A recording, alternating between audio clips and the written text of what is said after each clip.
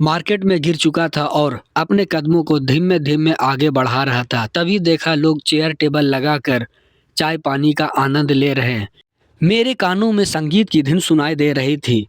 तभी मैं देखा एक बंदा वो गिटार लेकर कुछ गुनगुना रहा है, कुछ वू वू वू कर रहा था, मुझे कुछ समझ नहीं आ रहा था। मैं बंदे की तरफ देखा, उसने मुझे देखा, समझ में नहीं आ रहा था एक-दूसरे को क्यों देख रहे हैं।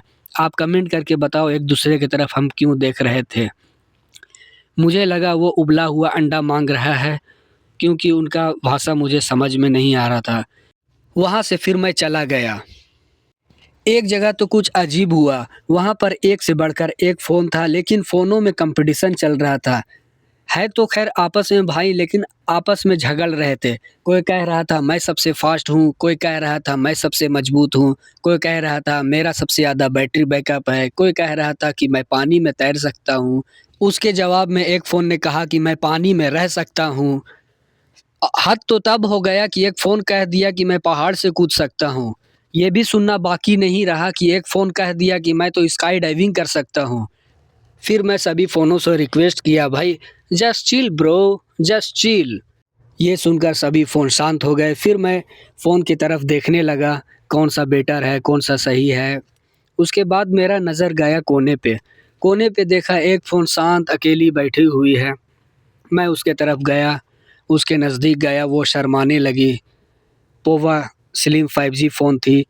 उसको हाथों में लिया तो देखा काफ़ी पतली थी, पतली-दुबली, खाई-पी नहीं थी, पता नहीं क्या थी, भूखी थी। लेकिन हाँ, फ़ोन ज़बरदस्त था, आँखें बड़ी-बड़ी थी, खूब खूबसूरत फ़ोन था। उसके बाद नज़र गया एक फ़ोन का डिस्प्ले में, वो भी ज़बरदस्त अपना करतब दिखला रहा था। कलर देखा तो बहुत खूबसूरत कलर लग रहा था।